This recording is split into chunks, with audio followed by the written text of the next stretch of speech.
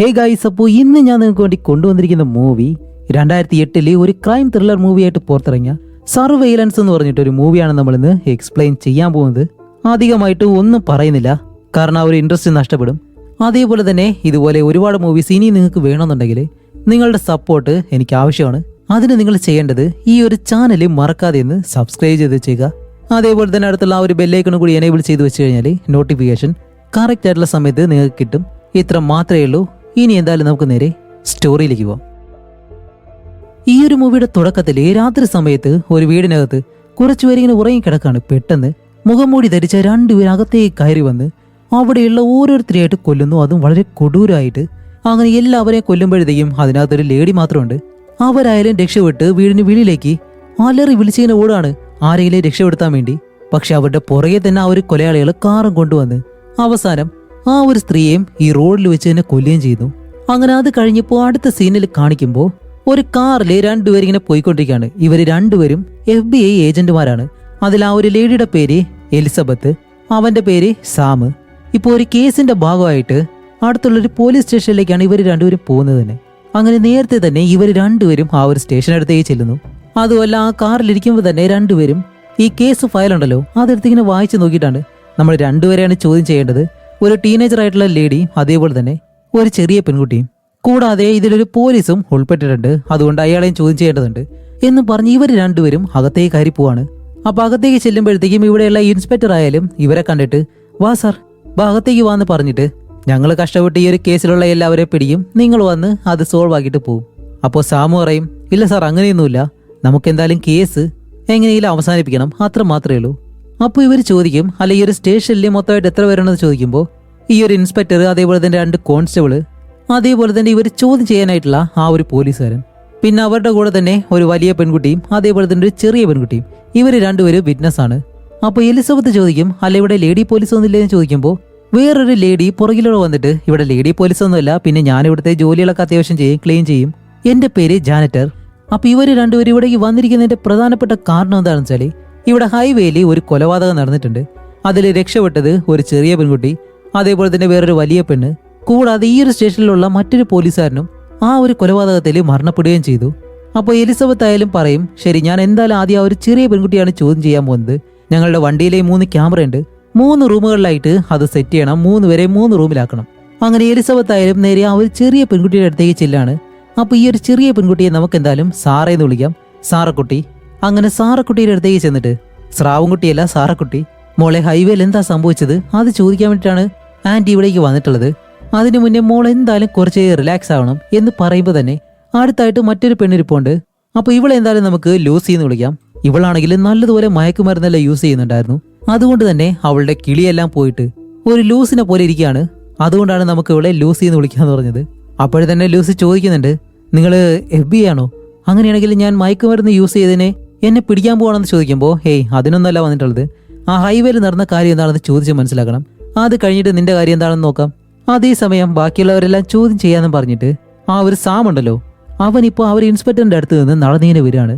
ഇവിടെ നമ്മുടെ എലിസബത്ത് ആണെങ്കിലോ സാറക്കുട്ടിയോട് ചോദ്യങ്ങളൊക്കെ ചോദിക്കുന്നതിന് മുന്നേ അവളെ കുറച്ച് കൂളാക്കുന്നതിന് വേണ്ടിയിട്ട്, മോളെ നിനക്ക് ഡ്രോയിങ് എല്ലാം ചെയ്യാറിയോ എന്നെല്ലാം ചോദിക്കുമ്പോൾ ജാനറ്റ് എന്ന് പറഞ്ഞ ആ ഒരു ലേഡി ഉണ്ടല്ലോ, മേഡം ഇവിടെ ക്രയോൺസും പേപ്പറെല്ലാം ഇരിപ്പുണ്ട്, അതെടുത്തിട്ട് വരാമെന്ന് പറഞ്ഞ് അവർ പോകുന്നു. ഇവിടെയാണെങ്കിലോ 3 റൂമുകളിലായിട്ട് 3 ക്യാമറയും സെറ്റ് ചെയ്ത് വെച്ച് ഇപ്പൊ ഇവരെ 3 പേരെയും ഓരോ റൂമിലിരുത്തി തനിയെ ചോദ്യം ചെയ്യാൻ പോവാണ്.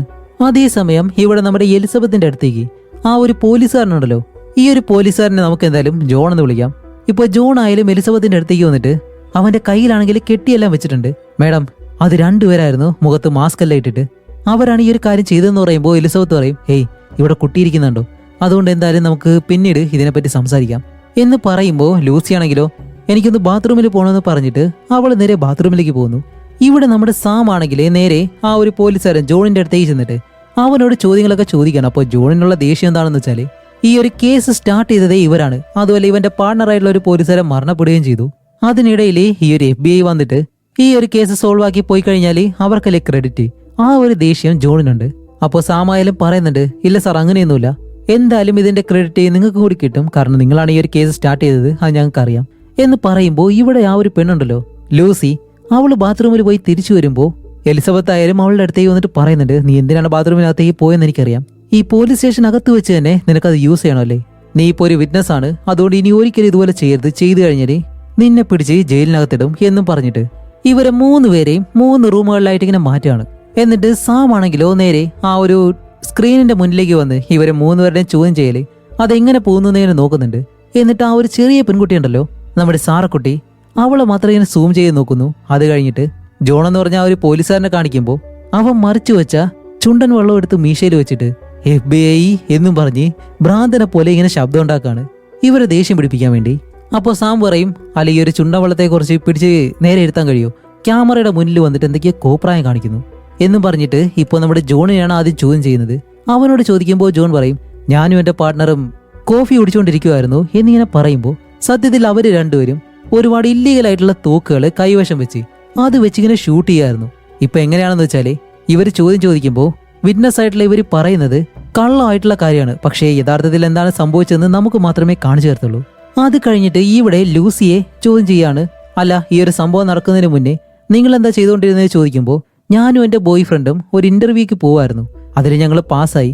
അത് കഴിഞ്ഞ് ആ ഒരു സന്തോഷത്തിൽ ഞങ്ങൾ രണ്ടുപേരും തിരിച്ചു വരുമായിരുന്നെന്ന് പറയുമ്പോൾ സത്യത്തിൽ എന്താണ് സംഭവിച്ചതെന്ന് കാണിക്കുമ്പോൾ ഈ ലൂസിയും അവളുടെ ബോയ് ഫ്രണ്ടും ഈ ഡ്രഗ്സ് എല്ലാം ഡീൽ ചെയ്യുന്ന ഒരുത്തൻ്റെ അടുത്തേക്ക് ചെന്നിട്ട് അതെല്ലാം ഇങ്ങനെ വാങ്ങിക്കൊണ്ടിരിക്കുമായിരുന്നു. ആ ഒരു സമയത്ത് ആ കിളി പോയവനാണെങ്കിൽ ഡ്രഗ് എല്ലാം അധികം അവന്റെ ശരീരത്തിലേക്ക് കൊത്തിക്കയറ്റി ഡോസ് കൂടി അവൻ അവിടെ വെച്ച് തന്നെ മരിക്കുകയും ചെയ്യുന്നു. ആ ഒരു സമയത്ത് ഇവർക്ക് എന്ത് ചെയ്യണമെന്നറിയാതെ അവിടെയുള്ള ഡ്രഗ്സ് എല്ലാം മോഷ്ടിച്ച് ഇവർ രണ്ടുപേരും അവിടെ നിന്ന് രക്ഷപ്പെട്ടു പോവായിരുന്നു. ഇതാണ് അവിടെ സത്യത്തിൽ നടന്നത്. പക്ഷെ അവൾ പറയുന്നത് മറ്റൊരു കാര്യം. അതേസമയം എലിസബത്ത്, നമ്മുടെ സാറക്കുട്ടി ഉണ്ടല്ലോ, അവളെ ഇങ്ങനെ ചോദ്യം ചെയ്യാണ്. ഇപ്പൊ നമ്മുടെ സാറക്കുട്ടി മാത്രമാണ് സത്യം പറയുന്നത്. ഞാന്, എൻ്റെ അമ്മ, അച്ഛൻ, സഹോദരൻ, ഞങ്ങൾ 4 പേരും വെക്കേഷന്റെ ട്രിപ്പിൽ പോവായിരുന്നു. കാണിക്കുമ്പോൾ സാറക്കുട്ടി പറഞ്ഞത് ശരി തന്നെയാണ്. ഇവര് 4 പേരും നല്ല ഹാപ്പി ആയിട്ട് തന്നെയാണ് പോയിക്കൊണ്ടിരുന്നത്. അത് കഴിഞ്ഞിട്ട് നമ്മുടെ ലൂസിയോട് ഓക്കെ അടുത്തത് എന്താ സംഭവിച്ചതെന്ന് ചോദിക്കുമ്പോൾ ഞാനും എൻ്റെ ബോയ് ഫ്രണ്ടും വളരെ സമാധാനത്തോടെ കാർ ഓടിച്ചുകൊണ്ടിങ്ങനെ വരുമായിരുന്നു എന്ന് പറയുമ്പോൾ സത്യത്തില് 2 എണ്ണവും ഉള്ള പൊടിയെല്ലാം വലിച്ചു കയറ്റി കിളി പോയിട്ട് റോഡില് തലങ്ങും വിലങ്ങെല്ലാം കാർ ഓടിച്ചുകൊണ്ട് വരുമായിരുന്നു. അങ്ങനെ വരുന്ന സമയത്ത് ലൂസിക്കാണെങ്കിലും റെസ്റ്റ് റൂമിൽ പോകണമെന്ന് പറഞ്ഞിട്ട് കാർ അവിടെ നിർത്തി ഈ പബ്ലിക് ആയിട്ടുള്ള ടോയ്ലറ്റ് ഉണ്ട് അവിടേക്ക് ഇങ്ങനെ കയറുമ്പോൾ ആ ഒരു സ്ഥലത്ത് തന്നെയാണ് നമ്മുടെ സാറക്കുട്ടിയും അവളുടെ ഫാമിലി ഉണ്ടായിരുന്നത്. അങ്ങനെ ലൂസി ആയാലും ആ ഒരു ബാത്റൂമിനകത്തേക്ക് കയറുന്നതും അടുത്ത ബാത്റൂമില് നമ്മുടെ സാറക്കുട്ടി ഉണ്ടായിരുന്നു. അവളുടെ കയ്യിലാണെങ്കിൽ ഒരു ടാബും ഉണ്ട്. അതിലാണെങ്കിൽ ഇന്നത്തെ ഒരു ന്യൂസ് ഇങ്ങനെ ഓടുന്നുണ്ട്. ഇതുപോലെ 2 കൊലയാളികൾ ഒരു വീടിനകത്തുള്ള എല്ലാവരെയും കൊന്നിട്ട് ഇവിടെ ചുറ്റി നടക്കുന്നുണ്ട് എന്നുള്ള രീതിയിൽ ആ ഒരു ന്യൂസ് ഇങ്ങനെ ഓടുമ്പോഴത്തേക്കും ഈ ഒരു കാര്യം ലൂസി ഇങ്ങനെ കേൾക്കും. അത് കഴിഞ്ഞ് നമ്മുടെ സാറയാണെങ്കിലോ അവിടെ നിന്ന് ഇറങ്ങി വെളിയിലേക്കും വരുന്നുണ്ട്. അതേസമയം ഇവിടെ നമ്മുടെ ജോണിനോട് ചോദിക്കുമ്പോൾ ജോൺ പറയും, ഞാനും എൻ്റെ പാർട്ട്ണറും ആ ഒരു വഴിയെ പോകുന്ന കാറുകളെല്ലാം സ്റ്റോപ്പ് ചെയ്ത് അവരുടെ കാര്യങ്ങളൊക്കെ അന്വേഷിക്കുമായിരുന്നു എന്നിങ്ങനെ പറയുമ്പോൾ സത്യത്തിൽ അവിടെ നടന്നത് വേറെ ഒന്നുമല്ല, ഈ ഒരു ചുണ്ടൻ വെള്ളവും അവൻ്റെ സുഹൃത്തും കൂടി ചേർന്ന് റോഡിലൂടെ പോകുന്ന കാറുകളെല്ലാം അതിൻ്റെ ടയറിലേക്ക് ഷൂട്ട് ചെയ്തിട്ട് അത് സ്റ്റോപ്പായിട്ട് നിൽക്കുമ്പോൾ അവരുടെ അടുത്തേക്ക് ചെന്ന് സാധാരണ രീതിയിൽ പോലീസുകാർ ചോദിക്കുന്നത് പോലെ ചോദ്യമെല്ലാം ചോദിച്ച് അവസാനം ഇവരുടെ കയ്യിലുള്ള തൂക്കെടുത്ത് അവരെ ഭീഷണിപ്പെടുത്തി അവരുടെ കയ്യിലുള്ള പണവും മറ്റു കാര്യങ്ങളെല്ലാം മോഷ്ടിക്കും. ഒരിക്കലും ഒരു പോലീസുകാർ ചെയ്യേണ്ട കാര്യമല്ല ഇവർ 2 പേര് ചെയ്തിട്ടുള്ളത്. പക്ഷെ ഇവൻ പറയുന്നത് കള്ളമാണെന്ന് നമുക്ക് മാത്രമേ അറിയത്തുള്ളൂ. അതേസമയം സാറക്കുട്ടിയുടെ അടുത്ത് ചോദിക്കുമ്പോൾ അവളോട് പെട്ടെന്ന് ദേഷ്യപ്പെട്ട് ചോദിക്കാൻ കഴിയത്തില്ലല്ലോ. അതുകൊണ്ട് തന്നെ എലിസബത്ത്, ഓക്കെ മോളെ, നീ വരച്ച ഡ്രോയിങ് നോക്കട്ടെ, ഇത് കൊള്ളാലോ, ഇത് ഞാൻ എടുത്തോട്ടെ, നിനക്ക് മിൽക്ക് ഷേക്ക് വല്ലതും വേണോ എന്നും ചോദിച്ചിട്ട് ഓക്കെ ഞാൻ എടുത്തിട്ട് വരാമെന്ന് പറഞ്ഞ് നേരെ സാമിൻ്റെ അടുത്തേക്ക് ചെന്നിട്ട് അവള് പെട്ടെന്ന് ഉത്തരങ്ങളൊന്നും പറയുന്നില്ല. എന്നിരുന്നാലും ഞാൻ എന്തായാലും ചോദിച്ച് മനസ്സിലാക്കാം എന്നും പറഞ്ഞ് ഒരു മിൽക്ക് ഷേക്കും എടുത്ത് സാറക്കുട്ടിയുടെ അടുത്തേക്ക് ചെന്ന് ഓക്കെ മോളെ ഇനി എന്താ സംഭവിച്ചതെന്ന് ചോദിക്കുമ്പോൾ ഞങ്ങളെല്ലാവരും കാറിൽ പോയിക്കൊണ്ടിരിക്കുന്ന സമയത്ത് റോഡ് സൈഡിലായിട്ട് ഒരു വെള്ള കളർ വാൻ ഉണ്ടായിരുന്നു. അതിൻ്റെ പുറകിലത്തെ ഡോറ് ആരോ അടയ്ക്കുന്നത് പോലെ കണ്ടു. അത് കഴിഞ്ഞ് അതിൻ്റെ മുന്നിലായിട്ട് ഒരു നീല കളർ കാറ്. പക്ഷെ അതിനകത്ത് ആരെയും കണ്ടില്ല. ആ ഒരു കാറിൽ നിറയായിട്ട് രക്തം കിടക്കുന്നതാണ് കണ്ടത്. ഇവിടെയാണ് മറ്റൊരു കാര്യം. ജോൺ എന്ന് പറഞ്ഞ ആ ഒരു പോലീസുകാരനും അവൻ്റെ സുഹൃത്തും കൂടി ചേർന്ന് സ്റ്റാർട്ടിങ്ങിൽ ഒരു നീല കാറ് ഷൂട്ട് ചെയ്തിട്ട് അവരുടെ കയ്യിൽ നിന്നും പണമെല്ലാം വാങ്ങിയല്ലോ, ആ ഒരു കാറായിരുന്നു അത്. അതേസമയം ഈ ഒരു കാര്യം നമ്മുടെ സാറക്കുട്ടി അവളുടെ അച്ഛനോടും അമ്മയോട് പറയാനായിട്ട് വരുമ്പോൾ അവരായാലോ കാറിൽ അവരുടെ ഫേവററ്റ് സോങ് വന്നെന്ന് പറഞ്ഞ് അതിന്റെ സൗണ്ടും കൂട്ടി സാറക്കുട്ടി പറയുന്നത് ഒന്നും ശ്രദ്ധിക്കുന്നില്ല. അപ്പൊ ഇവരുടെ പുറകെ തന്നെയാണ് നമ്മുടെ ലൂസിയും അവളുടെ ബോയ് ഫ്രണ്ടും വരുന്നത്. പക്ഷെ ഈ 2 കിറുക്കന്മാരാണെങ്കിൽ ഈ ഒരു കാർ കിടക്കുന്നതോ ആ ഒരു വാൻ അവിടെയുള്ള കാര്യമോ ഒന്നും കാണുന്നതുമില്ല. അപ്പോൾ നമ്മുടെ സാറക്കുട്ടിയുടെ ഫാമിലി മുന്നിൽ പോകുന്നു. അവരുടെ പുറകെ തന്നെ ലൂസിയും അവളുടെ ബോയ് ഫ്രണ്ടും വരുന്നു. അങ്ങനെ പോകുന്ന സമയത്ത് ഇവരുടെ എല്ലാവരുടെ മുന്നിലായിട്ട് നമ്മുടെ ജോണും അവന്റെ പാർട്ണറും നിൽക്കാണ്.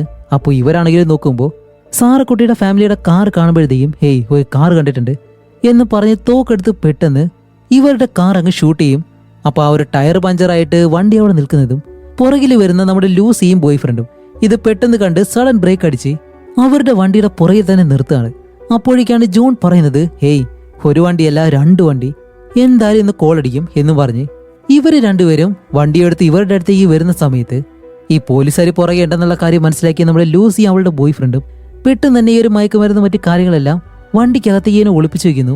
സാർക്കുട്ടിയുടെ അച്ഛനും അമ്മയും നേരെ വെളിയിലേക്ക് ഇറങ്ങി വന്നിട്ട്, സാർ കുഴപ്പമൊന്നുമില്ല, കാർ ടയർ പഞ്ചറായതാണ് എന്നുള്ള രീതിയിൽ പറയുമ്പോഴത്തേക്കും ആ ഒരു പോലീസുകാർ പറയും, ഓക്കെ, നിങ്ങൾ എന്തായാലും കാറിനകത്ത് തന്നെ ഇരിക്കും, ഞങ്ങളൊന്ന് പരിശോധിക്കാമെന്നും പറഞ്ഞ്. ഓക്കെ, ഇന്ന് 2 പേരെ കിട്ടിയിട്ടുണ്ട്, എന്തായാലും പൊളിക്കാന്നും പറഞ്ഞിട്ട് യുവമാർ 2 പേരും ചിരിക്കാൻ കൂടി ചെയ്യുന്നു.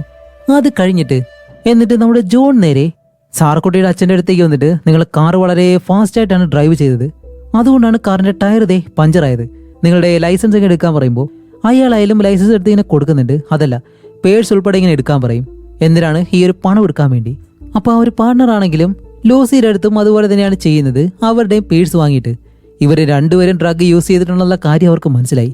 അങ്ങനെ ഈ ഒരു പേഴ്സിലുള്ള പണം മാത്രം എടുക്കാതെ 2 പേരും വന്നിട്ട് പറയും, പുറകിലത്തെ കാറിൽ ഒരു സൂപ്പർ ആയിട്ടുള്ള പെണ്ണിരിപ്പുണ്ട് എന്ന് പറയുമ്പോൾ നമ്മുടെ ജോൺ പറയും, അതെ, മുന്നിലത്തെ കാറിൽ ഒരു സ്ത്രീ ഇരിപ്പുണ്ട് എന്നും പറഞ്ഞിട്ട് 2 നേരെ തിരിച്ച് ഈ ഒരു കാറുകളുടെ അടുത്തേക്ക് വന്നിട്ട് നമ്മുടെ സാർക്കുട്ടിയുടെ അച്ഛനെ പിടിച്ച് റോഡിലേക്ക് ഇങ്ങനെ കിടത്തിയിട്ടാണ് അവന്റെ പുറകെ തോക്ക് വെച്ച്, ഞാൻ പറയുന്നത് വരെ ഇവിടുന്ന് നനങ്ങരുത്, തോക്ക് എവിടെയാണ് വെച്ചേക്കുന്നത് നോക്ക് എന്ന് പറഞ്ഞിട്ട് അയാൾ അവിടെ കിടത്തി നേരെ ഈ ഒരു കാറിനകത്തേക്ക് കയറിയിട്ട്, ഓക്കെ, നിങ്ങൾക്കിപ്പോൾ കുഴപ്പമൊന്നും വരണ്ട, കേസ് ഞാൻ എടുക്കണ്ടെന്നുണ്ടെങ്കിൽ എനിക്കൊരു ഉമ്മതാ എന്നുള്ള രീതിയിൽ ആ ഒരു സ്ത്രീയോട് ഇങ്ങനെ പറയുന്നു. അതേസമയം പുറകിലത്തെ കാറിലാണെങ്കിലോ ആ ഒരു പോലീസുകാരൻ കയറിയിട്ട് ലൂസിയുടെ അടുത്തേക്ക് വന്നിട്ടാണ് പറയുന്നത്, ഓക്കെ, നിന്റെ ബോയ് ഫ്രണ്ടിനെ നിനക്ക് ഇഷ്ടമല്ല എന്ന് നീ പറയും എന്നുള്ള രീതിയിൽ ഇങ്ങനെ പറഞ്ഞിട്ട് അവളെയും ഉപദ്രവിക്കുകയാണ്. അപ്പൊ അവളായാലും വേറെ വഴിയില്ലാതെ എനിക്ക് അവനെ ഇഷ്ടമല്ല എന്ന് ഒരുപാട് തവണ പറയുകയും ചെയ്യുന്നുണ്ട്. അങ്ങനെ അവര് 2 പേരെ ഹരാസ് ചെയ്തിട്ട് അങ്ങനെ അവരെ 2 പേരെ ഏതൊക്കെ രീതിയിൽ ഉപദ്രവിക്കാൻ പറ്റൂ അങ്ങനെയെല്ലാം ഉപദ്രവിച്ച് വീണ്ടും തിരിച്ച് കാറിലേക്ക് കയറ്റിയിട്ട്, ഓക്കെ ശരി, ഇനി ഒരു അക്ഷരം പോലും മിണ്ടാതെ 2 പേരും ഇവിടെ നിന്ന് പൊയ്ക്കോന്ന് പറഞ്ഞ് അവരെ അവിടെ നിന്ന് പറഞ്ഞു വിട്ട് ഇവര് 2 പേരും തിരിച്ച് അവരുടെ ആ ഒരു പോലീസ് വണ്ടിയിലേക്ക് വന്നിരിക്കുമ്പോൾ നമ്മുടെ സാറക്കുട്ടി പെട്ടെന്ന് കാറിൽ നിന്ന് പുറത്തേക്ക് ഇറങ്ങി. ജോൺ എന്ന് പറഞ്ഞ ആ ഒരു പോലീസുകാരനോട് ചെന്ന് പറയും, സാർ, വരുന്ന വഴിക്ക് ഇതുപോലെ ഒരു വെള്ള വാനും അതിന് മുന്നിലായിട്ട് ഒരു നീല കാറും കണ്ടു, ആ ഒരു കാറിലാണെങ്കിൽ കുറെ രക്തം ഉണ്ടായിരുന്നു എന്നുള്ള കാര്യം പറയുമ്പോൾ ജോൺ പറയും, എന്താ മോളെ, ഒരുപാട് സിനിമയൊക്കെ കാണുന്നുണ്ടല്ലേ, ഓക്കെ, അതിനെപ്പറ്റി എന്തായാലും അങ്കിൾ അന്വേഷിക്കാം എന്നും പറഞ്ഞ് സാറക്കുട്ടിയെ തിരിച്ച് കാറിനകത്തേക്ക് കൊണ്ടുവന്നിരുത്തിയിട്ട് ഇവരോട് അവിടെ നിന്ന് അങ്ങ് പോകാൻ പറയും. അതുപോലെ പറയുന്നുണ്ട്, ഇനിയിപ്പോൾ ഇതിനെപ്പറ്റി പോലീസിൽ കംപ്ലൈന്റ് ചെയ്യാൻ നിന്ന് കഴിഞ്ഞാൽ പ്രശ്നം നിങ്ങൾക്ക് തന്നെ ആയിരിക്കും, അതുകൊണ്ട് ഒന്നും മിണ്ടാതെ നിങ്ങൾക്ക് എങ്ങോട്ടാണോ പോകേണ്ടത് അവിടേക്ക് തന്നെ പോകാൻ പറഞ്ഞിട്ട് ജോൺ അവിടെ നിന്ന് പോകുമ്പോഴത്തേക്കും സാറക്കുട്ടിയുടെ അച്ഛൻ പറയുന്നുണ്ട്, എന്തായാലും നമുക്കിത് കംപ്ലൈന്റ് ചെയ്തേ മതിയാവൂ എന്ന് പറയുമ്പോൾ സാറക്കുട്ടിയുടെ അമ്മ പറയും, ഇല്ലില്ല, അതിന്റെ ആവശ്യമൊന്നുമില്ല, എന്തായാലും ഇതെല്ലാം കഴിഞ്ഞല്ലോ, നമുക്ക് പോവാന്നിങ്ങനെ പറയാണ്. ഇവിടെ നമ്മുടെ ലൂസി ആണെങ്കിലോ, ഏയ്, ഞാൻ അവരുടെ മുന്നിൽ വെച്ച് അങ്ങനെ പറഞ്ഞത് വേറെ വഴിയില്ലാത്തത് കൊണ്ടാണ്, അല്ലാതെ നിന്നെ എനിക്ക് എത്രത്തോളം ഇഷ്ടമാണെന്ന് നിനക്ക് തന്നെ അറിയാം എന്ന് പറയുമ്പോൾ ആ ഒരു ബോയ് ഫ്രണ്ട് ആയാലും, ഓക്കെ, അതെല്ലാം എനിക്കറിയാം എന്ന് പറഞ്ഞിങ്ങനെ ഇരുന്ന് കരയുന്നു. അപ്പോഴേക്കും ഇവിടെ സാറക്കുട്ടിയുടെ അച്ഛനാണെങ്കിലോ കാറിന്റെ ടയർ മാറ്റാൻ വേണ്ടി വെളിയിലേക്ക് ഇറങ്ങുമ്പോഴത്തേക്കും സാറക്കുട്ടി ചോദിക്കുന്നുണ്ട്, അമ്മ, ഞാൻ എന്തെങ്കിലും ഹെൽപ്പ് ചെയ്യണോ എന്നിങ്ങനെ ചോദിക്കുമ്പോൾ, ഇല്ല മോളെ, അതെല്ലാം അച്ഛൻ ചെയ്തോളൂ എന്ന് പറയുമ്പോഴത്തേക്കും അതെന്റെ അച്ഛനല്ല എന്ന് എനിക്കറിയാന്ന് പറയുമ്പോൾ, വേറെ ഒന്നുമല്ല, സാറക്കുട്ടിയുടെ യഥാർത്ഥ അച്ഛൻ മരണപ്പെട്ടു, ഇതിപ്പോ സ്റ്റെപ്പ് ഫാദറാണ്. അങ്ങനെ കഥ വീണ്ടും പ്രസന്റിലേക്ക് വരുമ്പോഴത്തേക്കും നമ്മുടെ സാറക്കുട്ടിയെ ചോദ്യം ചെയ്യുന്നു, ലൂസിയെ, അതേപോലെ തന്നെ ആ ഒരു പോലീസുകാരനായിട്ടുള്ള ജോൺ, ഇവരെ 3 പേരെയും ചോദ്യം ചെയ്തത് സാം എന്ന് പറഞ്ഞ അവനാണെങ്കിലോ ആ ഒരു സ്ക്രീനിലൂടെ ഇരുന്ന് കാണുന്നുണ്ട്. ആദ്യം എല്ലാവരും പല രീതിയിൽ കള്ളം പറയുന്നുണ്ടെങ്കിലും ഇപ്പോൾ കറക്റ്റ് ആയിട്ടുള്ള കാര്യം തന്നെയാണ് 3 പേര് പറയുന്നത്. അങ്ങനെ ഇവരായാലും കാറിന്റെ ടയർ ഊരിയിടാനായിട്ട് ശ്രമിക്കുമ്പോഴത്തേക്കും സാറക്കുട്ടിയുടെ അമ്മയ്ക്കാണെങ്കിലും നല്ലതുപോലെ ദാഹമുണ്ട്. അങ്ങനെ വെളിയിലേക്ക് ഇറങ്ങി വരുമ്പോഴത്തേക്കാണ് ലൂസി ഒരു കുപ്പി ബിയർ കൊണ്ടുവന്ന് അവർക്ക് കൊടുത്തിട്ട് ഇവരുമായിട്ട് ഇങ്ങനെ സംസാരിക്കുന്നു. അതേസമയമാണ് സാറക്കുട്ടിയുടെ അച്ഛൻ ആ ഒരു ടയർ മാറ്റുമ്പോഴത്തേക്കും അതിനകത്ത് ആ ഒരു ബുള്ളറ്റ് കണ്ടുപിടിക്കുന്നത്. അപ്പോൾ ഇത് സാധാരണയായിട്ട് പഞ്ചറായിട്ടുള്ളതല്ല, ആരോ ഷൂട്ട് ചെയ്തിട്ടുള്ളതാണെന്ന് പറയുമ്പോഴത്തേക്കും ഇവിടെ പ്രസന്റിൽ ആ 2 പോലീസുകാരെ ലൂസിയോട് ചോദിക്കുന്നുണ്ട്, എന്ത് ബുള്ളറ്റ് കണ്ടുപിടിച്ചെന്നോ? അങ്ങനെയാണെങ്കിൽ ഞങ്ങളുടെ കൂട്ടത്തിലുള്ള ഒരാളാണ് ഇത് ചെയ്തെന്നാണോ നീ പറയുന്നതെന്ന് ചോദിക്കുമ്പോൾ, ഞാനല്ല പറഞ്ഞത്, ആ ചെറിയ പെൺകുട്ടിയുടെ അച്ഛനാണ്, അയാളുടെ ടയർ മാറ്റുന്ന സമയത്ത് അതിനകത്ത് ബുള്ളറ്റ് കണ്ടു എന്നാണ് പറഞ്ഞത്. ഒരുപക്ഷെ നിങ്ങളുടെ ആളായിട്ടുള്ള ജോൺ തന്നെയായിരിക്കും ഇത് ചെയ്തത്, കാരണം അയാൾ അത്രയും മോശമായിട്ടാണ് ഞങ്ങളോട് പെരുമാറിയത്. അങ്ങനെ ഇത്രയും കാര്യങ്ങൾ പറഞ്ഞിട്ട് വീണ്ടും അവിടെ നടന്നത് എന്താണെന്ന് ഇങ്ങനെ കാണിക്കുകയാണ്. അങ്ങനെ ഇവരായാലും ഈ ഒരു ടയർ മാറ്റുന്ന സമയത്ത് നമ്മുടെ സാറക്കുട്ടി ഉണ്ടല്ലോ, അവൾ ആ ഒരു കാറിലൂടെ വെളിയിലേക്ക് നോക്കുന്ന സമയത്ത് അടുത്തൂടെ ഒരു വാൻ വരുന്ന ശബ്ദം കേൾക്കുന്നു.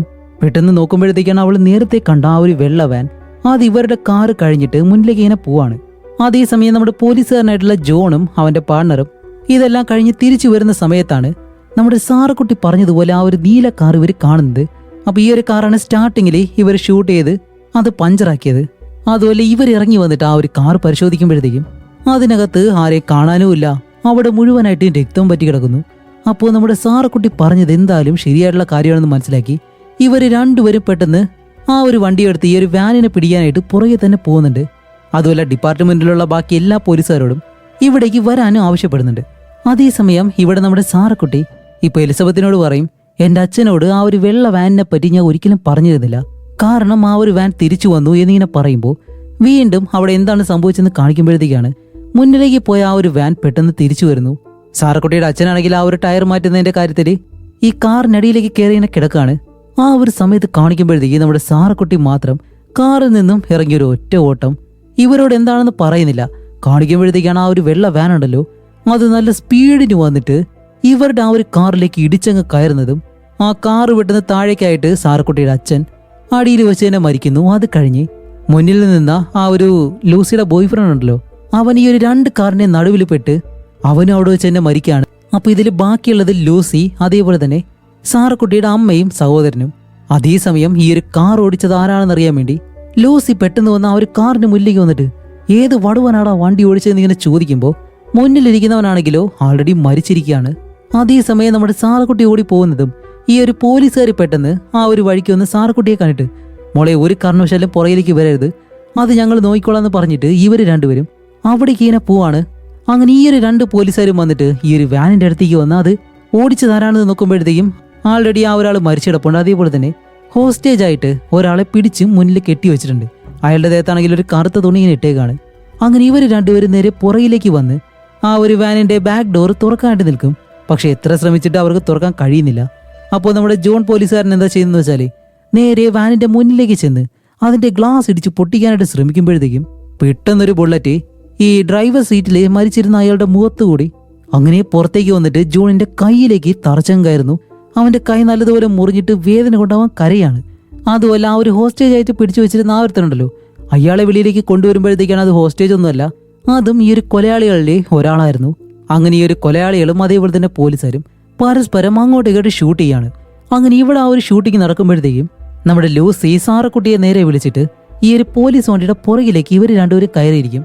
അതുമല്ല ഇവിടെ നടന്ന ആ ഒരു ഷൂട്ട് ഔട്ടില് നമ്മുടെ പോലീസുകാരൻ ജോണിന്റെ സുഹൃത്തായിട്ടുള്ള ആ ഒരു പോലീസുകാരൻ മരണപ്പെടുകയും ചെയ്തു. അതുകൊണ്ട് തന്നെ ജോണിന് അത്രയും വിഷമമുണ്ട്. അങ്ങനെ ഇത്രയും കാര്യങ്ങൾ പറഞ്ഞിട്ട് വീണ്ടും പ്രസന്റിലെ നമ്മുടെ സാറക്കുട്ടിയെ കാണിക്കുമ്പോൾ സാറക്കുട്ടി പറയും, എനിക്ക് ഇതുപോലെ ബാത്റൂമിൽ പോകണമെന്ന് പറയുമ്പോഴത്തേക്കും എലിസബത്ത് പറയും, ഓക്കെ പോയിട്ട് വാ മോളെ എന്ന് പറഞ്ഞിട്ട് സാറക്കുട്ടിയെ വെളിയിലേക്ക് പറഞ്ഞു വിടാണ്. അപ്പോൾ സാറക്കുട്ടി വെളിയിലേക്ക് പോകുന്ന ആ ഒരു സമയത്ത് തന്നെ സാം ഉണ്ടല്ലോ അവൻ പെട്ടെന്ന് ഈ ഒരു റൂമിനകത്തേക്ക് കയറി വരും. അങ്ങനെ സാറക്കുട്ടി നേരെ വെളിയിലേക്ക് വന്നിട്ട് ആദ്യം തന്നെ ചെല്ലുന്നത് സാം ഇരുന്ന ആ ഒരു മുറിയിലേക്കാണ്. അവിടെ ചെല്ലുമ്പോഴത്തേക്കും ഈ ഒരു 3 റൂമിൽ ക്യാമറ വെച്ചിട്ടുള്ള കാര്യം അവൾക്ക് കാണാൻ കഴിയുന്നുണ്ട്. അതുപോലെ അവൾ മറ്റൊരു കാര്യം കൂടി കാണുന്നുണ്ട്. ഈ എലിസബത്തിന്റെ റൂമിനകത്തേക്ക് വന്ന സാം ഉണ്ടല്ലോ പെട്ടെന്ന് അവളെ പിടിച്ചിങ്ങനെ കിസ് ചെയ്ത് ഇവർ രണ്ടുപേരും കുറച്ച് റൊമാൻറ്റിക് ആയിട്ടിരിക്കുന്നു. അങ്ങനെ കുറെ കഴിഞ്ഞ് ഈ സാറക്കുട്ടി ബാത്റൂമിലെല്ലാം പോയി തിരിച്ചു വരുന്നതും സാം ആണെങ്കിൽ പെട്ടെന്ന് ഓക്കെ എന്നും പറഞ്ഞിട്ട് ആ ഒരു റൂമിൽ നിന്ന് വെളിയിലേക്ക് ഇറങ്ങി പോവാണ്. അതേ സമയം തന്നെ മറ്റൊരിടത്ത് കാണിക്കുമ്പോഴത്തേക്കും ഒരു ഹോട്ടലിനകത്ത് ക്ലീൻ ചെയ്യാനായിട്ട് ഒരു ലേഡി റൂം തുറന്ന് അകത്തേക്ക് വരുമ്പോൾ അതിനകത്ത് ഒരുപാട് പേര് മരിച്ചു കിടക്കുന്ന കണ്ടിട്ട് അവർ പെട്ടെന്ന് ഈ ഒരു കാര്യം പോലീസ് സ്റ്റേഷനിലേക്ക് വിളിച്ചു പറയും. പക്ഷെ ഇവിടെ പോലീസുകാരെല്ലാവരും ബിസി ആയിട്ടാണല്ലോ ഇരിക്കുന്നത്. അതുപോലെ ജാനറ്റ് എന്ന് പറഞ്ഞൊരു ലേഡി ഉണ്ട്, അവരാണ് ഫോൺ എടുത്ത് സംസാരിക്കുന്നത്. എന്ത് ഹോട്ടൽ മുറിയിലെ ശരീരങ്ങളോ എന്ന് പറഞ്ഞ് അവർ ഞെട്ടുന്നു. അപ്പൊ ഇത് കേൾക്കുന്ന സാമായാലും ഓക്കെ അവനും കാര്യം മനസ്സിലായി, ഇതുപോലെ മറ്റൊരിടത്തും ഈ ഒരു കൊലപാതകം നടന്നിട്ടുണ്ടെന്ന്, അതെന്തായാലും ഞങ്ങൾ തന്നെ അന്വേഷിക്കണം എന്നും പറഞ്ഞ് ഇപ്പൊ മൈക്കിലൂടെ എല്ലാവരോടും പറയാണ് ഓക്കെ ചോദ്യം ചെയ്യലെല്ലാം കഴിഞ്ഞു, എല്ലാവരും വെളിയിലേക്ക് വരാൻ പറഞ്ഞിട്ട് എല്ലാവരെയും വെളിയിലേക്ക് കൊണ്ടുവന്ന് ഇപ്പോൾ സാമായാലും നേരെ എലിസബത്തിന്റെ അടുത്തേക്ക് ചെന്നിട്ട് ഈ ഒരു ഹോട്ടലിൽ നടന്ന കൊലപാതകം ഉണ്ടല്ലോ അതിനെ പറ്റിയും അവളോട് പറയുന്നുണ്ട്. അങ്ങനെ എലിസബത്ത് ആയാലും നേരെ വെളിയിലേക്ക് വന്നിട്ട് ഓക്കെ 2 പോലീസുകാരെ ഞാൻ എന്തായാലും ഇവിടെ നിന്ന് കൊണ്ടുപോവാം എന്നും പറഞ്ഞ് ഈ എലിസബത്ത് അവിടെ നിന്ന് പോകാനായിട്ട് വരുമ്പോൾ നമ്മുടെ സാറക്കുട്ടി എലിസബത്തിനെ അങ്ങനെ വന്നിട്ട് കെട്ടിപ്പിടിക്കാണ്. കാരണം അവൾക്ക് എലിസബത്തിനെ അത്ര ഇഷ്ടപ്പെട്ടു. എന്നിട്ട് സാമിനോട് ചോദിക്കും, അല്ല ജാനറ്റ് എന്ന് പറഞ്ഞ ആ ഒരു സ്ത്രീ എവിടെയെന്ന് ചോദിക്കുമ്പോഴത്തേക്കാണ് ഓ അവർക്കൊരു ജോലിയുണ്ട്, അത് അവർ ചെയ്തുകൊണ്ടിരിക്കുകയാണ്, നീ എന്തായാലും എന്നോടൊപ്പം വാന്നും പറഞ്ഞിട്ട് ഇവരടുത്ത റൂമിലേക്ക് പോകുന്നതും എലിസബത്ത് ഇപ്പോൾ 2 പോലീസുകാരെയും കൂട്ടി ആ ഒരു കൊല നടന്ന ഹോട്ടലുണ്ടല്ലോ അവിടേക്കാണ് പോകുന്നത്. ഇനി യുവമാരെന്തെങ്കിലും എലിസബത്തിനോട് കാണിക്കോ അറിയത്തില്ല. ഇവിടെയാണെങ്കിലോ ഇപ്പൊ സ്റ്റേഷനിലാണെങ്കിലേ നമ്മുടെ സാം, ലൂസി, സാറക്കുട്ടി, ജാനറ്റ് എന്ന് പറഞ്ഞ ആ ഒരു ലേഡി, പിന്നെ ഇൻസ്പെക്ടർ, അതേപോലെ തന്നെ ജോൺ എന്ന് പറഞ്ഞ നമ്മുടെ ഈ ഒരു പോലീസുകാരനും. അതുമല്ല പോലീസുകാരനായിട്ടുള്ള ജോൺ ആണെങ്കിലോ നല്ലതുപോലെ ദേഷ്യപ്പെട്ട് അവിടെയുള്ള സാധനങ്ങളെല്ലാം തട്ടിമറിക്കുന്നുണ്ട്. ഇവൻ എന്തിന്റെ സൂക്കേടാണെന്ന് അറിയത്തില്ല. അതേസമയം നമ്മുടെ സാം ആണെങ്കിലേ സാറക്കുട്ടിയോട് പറയും എല്ലാം കഴിഞ്ഞു, നമുക്ക് ഇവിടെ നിന്ന് പോവാന്ന് പറയുമ്പോൾ സാറക്കുട്ടി പറയും ഇല്ലെങ്കിൽ നിങ്ങളോട് ഒരേ ഒരു കാര്യം മാത്രം എനിക്ക് പറയണമെന്ന് പറഞ്ഞ് സാം താഴേക്കിരിക്കുമ്പോൾ സാമിന്റെ ചെവിയില് അവൾ എന്തോ ഒരു കാര്യം പറയുന്നുണ്ട്. ഇത് കേട്ടത് നമ്മുടെ സാം അവിടുന്ന് നേരെ ജോണിന്റെ അടുത്തേക്ക് ചെന്നിട്ട് അവന്റെ കയ്യിലുള്ള തോക്കുണ്ട് അതിങ്ങ് തരാൻ പറയുമ്പോൾ അവനതിന് സമ്മതിക്കത്തില്ല. അപ്പോൾ സാം ആയാലും നേരെ ആ ഒരു ഇൻസ്പെക്ടറിന്റെ റൂമിലേക്ക് ചെന്ന് സാർ, ജോണിന്റെ കയ്യിൽ ഇതുപോലെ തോക്കിരിപ്പുണ്ട്, അതെന്തായാലും അപകടമാണ്, അതുകൊണ്ട് അതിങ്ങ് തരാൻ പറയുമ്പോഴത്തേക്കും ആ ഒരു ഇൻസ്പെക്ടർ പറഞ്ഞ് ജോൺ ആണെങ്കിൽ ആ ഒരു തോക്ക് സാമിന്റെ കയ്യിൽ കൊടുക്കുന്നു. അപ്പോഴാണ് സാം പറയുന്നത് ആ ഒരു ഹൈവേയിൽ ഒരുപാട് കാര്യങ്ങൾ സംഭവിച്ചിട്ടുണ്ട്, അതുമല്ല ജോൺ ആണെങ്കിലും മറച്ച ഒരു കാര്യം അതെന്താണെന്ന് ചോദിക്കുമ്പോഴത്തേക്കാണ് നിങ്ങളുടെ ആ ഒരു പാർട്ണർ ഉണ്ടല്ലോ അവനെ കൊന്നത് ഒരിക്കലും ആ ഒരു കൊലയാളികളല്ല, അത് ചെയ്തതേ ജോൺ ആണെന്ന് പറയുമ്പോൾ ജോൺ പെട്ടെന്ന് സാമിനോട് ഹേയ് നീ എന്തായി പറയുന്നേ, അതിന് നീ അവിടെ ഉണ്ടായിരുന്നു ഇതെല്ലാം കാണാനായിട്ട് എന്ന് ചോദിക്കുമ്പോഴത്തേക്കാണ് സാമു പറയുന്നത് അതെ ഞാൻ അവിടെ ഉണ്ടായിരുന്നു. അല്ല ജോൺ, ഇതുവരെ ഒന്നും മനസ്സിലായില്ലല്ലേ, ആ ഒരു വാനില് ഒരു ഹോസ്റ്റേജ് ഉണ്ടായിരുന്നല്ലോ, അയാളെ നീ രക്ഷപ്പെടുത്തുകയും കൂടി ചെയ്തു, അത് വേറെ ആരുമല്ല ഞാൻ തന്നെയാണെന്ന് പറയുന്നതും ഇവിടെയാണ് ഈ ഒരു മൂവിയുടെ ട്വിസ്റ്റ് തുടങ്ങുന്നത്. അതുമല്ലാതെ അവിടെ നടന്ന എല്ലാ കൊലപാതകങ്ങളും ചെയ്തത് വേറെ ആരുമല്ല ഞങ്ങൾ രണ്ടുപേരാണെന്ന് പറയുന്നതും എല്ലാവരും ഇത് കേട്ട് ഷോക്ക് ആവുന്നു. അപ്പൊ അവിടെ ആ ഒരു മാസ്ക് വിട്ട് രണ്ടുപേരെല്ലാവരും കൊന്നല്ലോ, ആ രണ്ടുപേര് വേറെ ആരുമല്ല നമ്മുടെ സാമും എലിസബത്തും ആയിരുന്നു. അപ്പൊ ഇതും കൂടി അറിയുന്നതും നമ്മുടെ ജോൺ പെട്ടെന്ന് സാമിനോട് ഫൈറ്റ് ചെയ്യാനായിട്ട് വരുമ്പോൾ സാമു പെട്ടെന്ന് അവന്റെ കയ്യിലുള്ള ആ ഒരു തോക്ക് പിടിച്ചു വാങ്ങിയിട്ട് എല്ലാവരെയും ആ ഒരു തോക്ക് മുനയിൽ നിർത്തുകയാണ്. ഇവിടെ നമ്മുടെ എലിസബത്തിനെ കാണിക്കുമ്പോഴത്തേക്കും അവൾ ആ രണ്ട് പോലീസുകാരോടൊപ്പം ഹോട്ടലിലേക്ക് പോവാണല്ലോ. അങ്ങനെ സംസാരിച്ച് പോകുന്ന സമയത്ത് പെട്ടെന്ന് തോക്കെടുത്ത് കാറിലിരിക്കുന്ന രണ്ട് പോലീസുകാരെയും അവൾ ഷൂട്ട് ചെയ്ത് കൊല്ലുന്നു. ആ രണ്ടുപേരും അവളെ എന്തെങ്കിലും ചെയ്യുമെന്ന് നമ്മൾ വിചാരിച്ചു കഴിഞ്ഞാല് അവളാണ് അവർക്കിട്ട് പണി കൊടുത്തത്. അതേസമയം ഇവിടെ സാം ആണെങ്കിൽ ആ ഒരു തോക്കെടുത്ത് ജോണിനോട് പറയും എടാ ഞങ്ങൾ ഷൂട്ട് ചെയ്തുകൊണ്ടല്ല നിന്റെ പാർട്ണർ മരിച്ചത്, നീ ഷൂട്ട് ചെയ്തുകൊണ്ടാണ് അവൻ മരണപ്പെട്ടത്, രക്തമില്ലാതെ ഇതുപോലെ തെറിച്ചു പോവായിരുന്നു. എന്താ ഇൻസ്പെക്ടർ ഈ ഒരു കാര്യമൊന്നും ഇവ നിങ്ങളോട് പറഞ്ഞില്ലേ എന്ന് ചോദിക്കുമ്പോൾ ഇൻസ്പെക്ടർ പെട്ടെന്ന് ചാടി എഴുന്നേറ്റ് വരുന്നതും പെട്ടെന്ന് തന്നെ അയാളെ ഷൂട്ട് ചെയ്ത് അവിടെ കിടത്തുകയാണ്. അത് കഴിഞ്ഞിട്ട് ഒരു സൈക്കോയെ പോലെ ഇപ്പോൾ കിടന്ന് ഡാൻസ് ചെയ്യുന്നു. അപ്പോഴേക്കും നമ്മുടെ എലിസബത്ത് പെട്ടെന്ന് സാമിനെ വിളിച്ചിട്ട് ബേബി ഇവിടെ രണ്ടുപേരെ ഞാൻ കൊന്നിട്ടുണ്ട്, അവിടുത്തെ കാര്യം എന്തായെന്ന് ചോദിക്കുമ്പോൾ ദേ ഇപ്പൊ കഴിയും, നീ എന്തായാലും അവരെ കൊണ്ടു കളഞ്ഞിട്ട് പെട്ടെന്ന് ഇവിടേക്ക് വരാൻ പറഞ്ഞാൽ ഫോൺ കട്ട് ചെയ്ത് നമ്മുടെ ജോണിനെ കൊല്ലാനായിട്ട് റെഡിയായിട്ട് നിൽക്കുകയാണ്. അതേസമയം എലിസബത്ത് ആണെങ്കിലോ അവൾ കൊന്ന രണ്ടുപേരുടെ ശരീരം കാറിൽ നിന്നും എടുത്ത് വെളിയിലേക്ക് കൊണ്ടിടുന്നു. എന്നിട്ട് അവള് നേരെ ഈ ഒരു സ്റ്റേഷനിലേക്കും വരികയാണ്. അതേസമയം നമ്മുടെ ജോൺ ഇപ്പോൾ ആ ഒരു സാമിനോട് പറയും എന്റെ പാർട്ണറിനെ കൊന്നത് ഒരിക്കലും ഞാനല്ല എന്നിങ്ങനെ പറയുമ്പോൾ നടന്ന കാര്യം എന്താണെന്ന് കാണിക്കുമ്പോഴത്തേക്കാണ് ഇതുപോലെ സാം ആ ഒരു പാർട്ണറിന്റെ മുഖത്തേക്ക് തുണി എടുത്തിട്ട് ജോണിന്റെ മുന്നിലേക്ക് കൊണ്ടുവരും. അപ്പോൾ ഇവർ അങ്ങോട്ടും ഇങ്ങോട്ട് ഷൂട്ട് ചെയ്യുന്ന സമയത്ത് ജോൺ ആണെങ്കിൽ പേടിച്ചിട്ട് അറിയാതെ അവിടെ ഇവിടെ ഷൂട്ട് ചെയ്യുമ്പോഴത്തേക്കും ബുള്ളറ്റ് വന്ന് നേരെ ആ ഒരു പാർട്ണറിന്റെ ദേഹത്ത് കൊണ്ട് പാർട്ണർ അങ്ങനെയാണ് മരണപ്പെട്ടത്. അതുമല്ല ആ ഒരു സംഭവം നടക്കുമ്പോൾ തന്നെ നമ്മുടെ സാറക്കുട്ടിയുടെ അച്ഛൻ കാറിനടിയിൽ വെച്ച് മരിച്ചു. ലൂസിയുടെ ബോയ് ഫ്രണ്ട് ആണെങ്കിൽ ആ ഒരു കാറിന് ഇടയിൽ പെട്ട് മരിച്ചു. ബാക്കിയുള്ളത് സാറക്കുട്ടിയുടെ അമ്മയും സഹോദരനും. അവര് രണ്ടുപേരെ ഷൂട്ട് ചെയ്ത് കൊല്ലുന്നതും സാമായിരുന്നു. അങ്ങനെ ഇത്രയും കാര്യങ്ങൾ കാണിച്ചതിന് ശേഷം ഇപ്പോൾ നമ്മുടെ സാം ജോണിനെ ഒരു ഒറ്റയിടി അവന്റെ ബോധം പോയി താഴെ കിടക്കുന്നതും ഇപ്പോൾ എലിസബത്ത് ആയാലും ആ രണ്ട് പോലീസുകാരെ കൊന്ന് തിരിച്ച് സ്റ്റേഷനകത്തേക്ക് കയറി വരുമ്പോൾ ഈ സ്റ്റേഷനകത്ത് ഒരു സ്ത്രീ ഉണ്ടല്ലോ, അവരായാലും കഴുത്തെല്ലാം മുറിഞ്ഞ അവസ്ഥയിൽ അവിടെ മരിച്ചിരിക്കുകയാണ്. കാരണം ഇവരുടെ കഴുത്തിൽ എന്തോ ഒരു കമ്പിയിട്ട് മുറുക്കി സാമു നേരത്തെ തന്നെ കൊന്നിരുന്നു. അത് കഴിഞ്ഞപ്പോൾ രണ്ടുപേരും അകത്തേക്ക് വന്ന് ലൂസി എന്ന് പറഞ്ഞ ഒരു പെണ്ണുണ്ടല്ലോ അവള് മാത്രമേ ഉള്ളൂ അവളുടെ തലയിലേക്ക് തോക്ക് വെച്ച് കൊല്ലാനായിട്ട് വരുമ്പോൾ എലിസബത്ത് പറയും ഹേയ് അങ്ങനെയൊന്നും ചെയ്യാൻ പാടില്ല, അതിന് വേറെ മാർഗമുണ്ടെന്ന് പറഞ്ഞിട്ട് അവളുടെ കഴുത്തിലൊരു ബെൽറ്റ് ഇട്ട് കഴുത്ത് മുറുക്കി ലൂസി എന്ന് പറഞ്ഞ ഒരു പെണ്ണിനെയും ഇവർ കൊല്ലുകയും ചെയ്യുന്നു. അപ്പോൾ സത്യത്തിൽ ഇവിടെ സംഭവിച്ചത് എന്താണെന്ന് വെച്ചാല് ആ രണ്ട് പോലീസുകാരും സ്റ്റാർട്ടിങ്ങിൽ കണ്ട ഒരു നീലക്കാറുണ്ടല്ലോ അത് ഷൂട്ട് ചെയ്ത് പഞ്ചറാക്കിയതിനു ശേഷം ഇവർ അവരുടെ കയ്യിൽ നിന്ന് പണവും വാങ്ങി അവിടെ നിന്ന് പോവുകയും ചെയ്യുന്നു. അതേസമയം തന്നെ സ്റ്റാർട്ടിങ്ങിൽ ഒരു ഫാമിലിയെ കൊന്നല്ലോ രണ്ട് കൊലയാളികൾ, അവർ രണ്ടുപേരായിരുന്നു നമ്മുടെ സാമും എലിസബത്തും. അത്രയും സൈക്കോളായിട്ടുള്ള കൊലയാളികൾ. അവരെ കൊന്ന് ഇവർ തിരിച്ചു വരുന്ന സമയത്താണ് ഇതുപോലെ അവർ നീല കാർ അവിടെ കിടക്കുന്നത് കണ്ടിട്ട് അതിലുള്ള ആളുകളെ ഇവർ രണ്ടുപേരും കൊന്ന് ആ വണ്ടിയുടെ പുറകിൽ ഇവരുടെ വാനിങ്ങനെ ഇടുന്നത്. അത് കഴിഞ്ഞിട്ടാണ് നമ്മുടെ സാറക്കുട്ടിയുടെ ഫാമിലി അത് വഴിയെ പോകുമ്പോൾ സാറക്കുട്ടിയാണെങ്കിലും ഈ ഒരു വാനും അതേപോലെ തന്നെ രക്തം കണ്ട ആ ഒരു കാറും സാറക്കുട്ടി കണ്ട് ഇവർ പാസ് ചെയ്ത് പോകുമ്പോഴത്തേക്കും അവരുടെ പുറകെ തന്നെ ലൂസിയും അവളുടെ ബോയ് ഫ്രണ്ടും കാറിൽ പോകുന്നുണ്ട്. അപ്പോൾ ഈ രണ്ട് സൈക്കോളും വിചാരിക്കും ഇവർ ഈ ഒരു കാര്യം, ഈ ഒരു കാറിലെ രക്തം പറ്റിയിരിക്കുന്ന കാര്യമല്ല ഇവർ കണ്ടതുകൊണ്ട് അവർ ചെന്ന് പോലീസിലേക്ക് പറയുന്നതിന് മുന്നേ തന്നെ ഇവരെ കൊല്ലാം എന്നുള്ള രീതിയിൽ ഇവർ പ്ലാൻ ചെയ്യുന്ന സമയത്താണ് നമ്മുടെ പോലീസുകാർ സാറക്കുട്ടി പോയിരുന്ന ആ ഒരു കാറ് ഷൂട്ട് ചെയ്ത് പഞ്ചറാക്കുന്നത്. അങ്ങനെ പോലീസുകാർ വന്നിട്ട് അവിടെയുള്ള പണമെല്ലാം എടുത്ത് അവിടെ നിന്ന് പോകുന്നതും പുറകെ ആ ഒരു വാൻ വരുന്നുണ്ടായിരുന്നു. ഇത് നമ്മുടെ സാറക്കുട്ടിക്ക് നേരത്തെ തന്നെ അറിയായിരുന്നു എന്തോ ഒരു അപകടം മണക്കുന്നുണ്ടെന്ന്. അതുകൊണ്ടാണ് അവൾ കാറിൽ നിന്നും ആരോടൊന്നും പറയാതെ പെട്ടെന്ന് വെളിയിലേക്ക് ഇറങ്ങി ഓടിയത്. ആ ഒരു സമയത്ത് ഈ ഒരു 2 സൈക്കോകളും അവരുടെ വണ്ടി നേരെ കൊണ്ടുവന്ന് ഇവരുടെ വണ്ടിയിലേക്ക് ഇടിച്ച് ഇവരെ എല്ലാവരെയും അവിടെ വെച്ച് കൊല്ലുകയും ചെയ്യുന്നു. ബാക്കിയുള്ള കാര്യങ്ങൾ നമ്മൾ കാണുകയും ചെയ്തു. അതുപോലെ ഇവർ രണ്ടുപേരും ഈ ഒരു FBI ഏജന്റായിട്ട് എങ്ങനെയാണ് ഈ സ്റ്റേഷനകത്തേക്ക് വന്നതെന്ന് വെച്ചാൽ, ഇവർക്ക് അവിടെ കിടന്ന ആ ഒരു വയർലെസ് ഫോൺ ഉണ്ടല്ലോ, അതുവഴി ഈ ഒരു സ്റ്റേഷനിലേക്ക് FBI കാരി വരുന്നുണ്ടെന്നുള്ള കാര്യം ഇവർ രണ്ടുപേരും മനസ്സിലാക്കിയിട്ട് അവരെ തടഞ്ഞു വെച്ച ആ ഒരു 2 FBI ഏജന്റിനെയും ഈ 2 സൈക്കോളും കൊന്ന് അവരുടെ വേഷമെല്ലാം എടുത്തിട്ട് അവരെ പോലെ വേഷം മാറി ഇതിനകത്തേക്ക് വരുമായിരുന്നു. അതുകൊണ്ടാണ് സ്റ്റാർട്ടിങ്ങിൽ തന്നെ ഇവർ വന്നപ്പോൾ ചോദിച്ചത് ഈ ഒരു സ്റ്റേഷനകത്ത് മൊത്തം എത്ര പേരുണ്ടെന്ന്. അതുപോലെ ഇത് 2 സൈക്കോളായതുകൊണ്ട് തന്നെ അവരുടെ ഇഷ്ടത്തിന് ഇവരെ വെച്ച് കളിപ്പിച്ച് പതിയെ കൊല്ലാന്നുള്ള രീതിയിലാണ് ഈ ഒരു ഇൻവെസ്റ്റിഗേഷൻ, ചോദ്യം ചെയ്യൽ, ഇതെല്ലാം വെറുതെ വെച്ച് അവസാനം ഈ ഒരു രീതിയിൽ എല്ലാവരെയും കൊല്ലുന്നതും. അതുമല്ല ഈ ഒരു കഥ നടക്കുന്നത് CCTV ക്യാമറയെല്ലാം വരുന്നതിന് മുന്നേ ഉള്ള കാലഘട്ടത്തിലാണ്. അതുകൊണ്ട് തന്നെ ഇവിടെ നടന്ന കാര്യങ്ങളൊന്നും ആരും മനസ്സിലാക്കിയിട്ടില്ല. അങ്ങനെ എല്ലാ കാര്യങ്ങളും കഴിഞ്ഞതിന് ശേഷം ഒരു കുഴപ്പമുണ്ടാവത്തില്ല എന്ന് പറഞ്ഞ് ഇവർ രണ്ടുപേരും കാറിൽ പോയിക്കൊണ്ടിരിക്കുമ്പോഴത്തേക്കാണ് റോഡിൽ ഒറ്റയ്ക്ക് നമ്മുടെ സാറക്കുട്ടി നിൽക്കുന്നു. അപ്പോഴേക്കാണ് എലിസബത്ത് ചോദിക്കുന്നത്, അല്ല ഈ ഒരു പെണ്ണിനെ നീ കൊന്നില്ലേ, എന്തു പറ്റിയെന്ന് ചോദിക്കുമ്പോഴത്തേക്കും സാമു പറയും, ഇല്ല അവൾ എന്നോടൊരു കാര്യം പറഞ്ഞു, അത് മനസ്സിലാക്കിയപ്പോഴത്തേക്കും തന്നെ എനിക്ക് അവളെ കൊല്ലാൻ തോന്നിയില്ല എന്നിങ്ങനെ പറയും. വേറെ ഒന്നുമല്ല, ഇടയ്ക്ക് സാമിനോട് സാറക്കുട്ടി ഒരു കാര്യം പറയുമല്ലോ, അതെന്താണെന്ന് വെച്ചാലേ സാറക്കുട്ടി ഒരു സീനിൽ ബാത്റൂമിൽ പോകണമെന്ന് പറഞ്ഞ് ആ ഒരു റൂമിൽ നിന്ന് വെളിയിലേക്ക് വരുമ്പോൾ സാം അതിനകത്തേക്ക് കയറിയിട്ട് ഇവർ രണ്ടുപേരും കെട്ടിപ്പിടിച്ച് കൈ പിടിച്ചിങ്ങനെ നിൽക്കുന്നുണ്ടായിരുന്നു. ആ ഒരു കാര്യം കണ്ടപ്പോഴത്തേക്കാണ് നമ്മുടെ സാറക്കുട്ടിക്ക് ഒരു കാര്യം മനസ്സിലായത്, വേറെ ഒന്നുമല്ല, ഇവരുടെ ഫാമിലിയെ കൊല്ലാൻ വേണ്ടിയിട്ട് ആ 2 സൈക്കോളും മുഖം മൂടിയെല്ലാം ധരിച്ച് അവിടേക്ക് വന്ന് എല്ലാവരെയും കൊന്നിട്ട് അവിടെ നിന്ന് പോകുന്ന സമയത്ത് ഇവർ രണ്ടുപേരും ഈ ഒരു രീതിയിൽ കൈ കൊടുത്തിരുന്നു. അപ്പൊ ഈ ഒരു കാര്യം കണ്ട് നമ്മുടെ സാറക്കുട്ടിക്ക് അപ്പോഴും തന്നെ മനസ്സിലായി, അതേപോലെ തന്നെയാണ് ഇവർ രണ്ടുപേരും ഈ ഒരു റൂമിനകത്ത് വെച്ച് കൈ പിടിച്ചത്. അപ്പൊ തന്നെ സാറക്കുട്ടിക്ക് മനസ്സിലായി ആ ഒരു 2 സൈക്കോൾ തന്നെയാണ് ഇവിടെ വേഷം മാറി വന്നിട്ടുള്ളതെന്നും. അതുകൊണ്ടാണ് അവള് സാമിന്റെ ചെവിയിൽ നിങ്ങൾ ആരാണെന്ന് എനിക്കറിയാം എന്നിങ്ങനെ പറയുന്നത് കൊണ്ട് മാത്രമാണ് സാം അവളെയൊന്നും ചെയ്യാതിരുന്നത്. അങ്ങനെ ഈ ഒരു 2 കൊലയാളികളും അവിടെ നിന്ന് രക്ഷപ്പെട്ടു പോകുന്നതും നമ്മുടെ സാറക്കുട്ടി മാത്രം ഒറ്റയ്ക്ക് ആ ഒരു റോഡ് സൈഡിലിങ്ങനെ നിൽക്കുന്നു. അതോടെ ഈ ഒരു മൂവി ഇവിടെ വെച്ച് അവസാനിക്കുകയാണ്. ഇപ്പൊ മൂവി ഏതൊരവസ്ഥയിൽ അവസാനിച്ചാലും നമ്മുടെ സാറക്കുട്ടിക്ക് എന്ത് സംഭവിച്ചെന്നറിയാതെ ഒരു സമാധാനമില്ല. ഇനിയിപ്പോൾ ഒന്നും പറയാൻ പറ്റത്തില്ലല്ലോ, കാരണം ഇവന്മാര് മൂവി ഈ ഒരു രീതിയിൽ അവസാനിപ്പിച്ചു. എല്ലാ മൂവിയും നല്ലൊരു എൻഡിങ്ങിൽ തന്നെ അവസാനിക്കുമെന്ന് ഒരിക്കലും പ്രതീക്ഷിക്കാൻ കഴിയത്തില്ല.